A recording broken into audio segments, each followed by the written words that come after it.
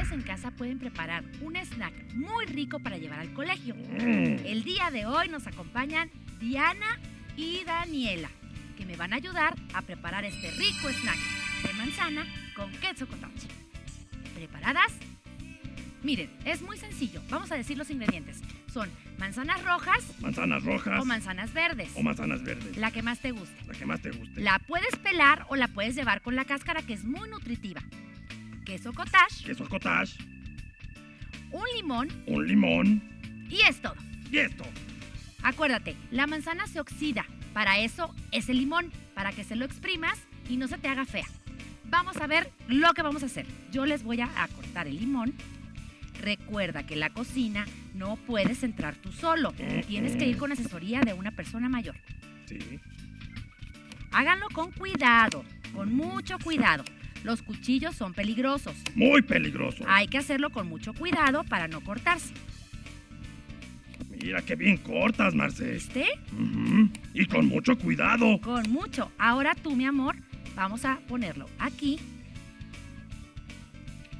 Así, muy bien. Ponle el limoncito.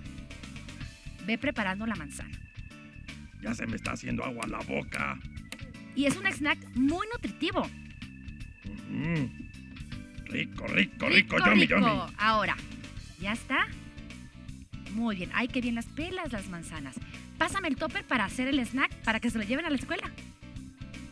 Gracias. Ahora vacíalo aquí. Y tú, Diana, pon el queso cottage. Vacíalo, mi amor, vacíalo.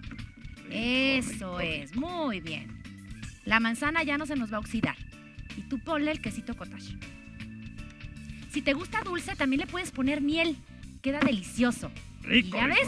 Pueden colaborar ustedes solos en casa haciendo esto para llevarlo al colegio. Solos me refiero a que se sientan ustedes, que son los que lo hacen. Ya les dije, asesoría de un mayor siempre con ustedes. Nos vemos en la próxima. Hasta luego. ¿Me das una probadita? Sí, claro. Ay, ya se me cantó. Y bueno, eso fue todo por el día de hoy. Pero no se olviden, nosotros los esperamos la próxima semana con más capítulos. ¡Bye!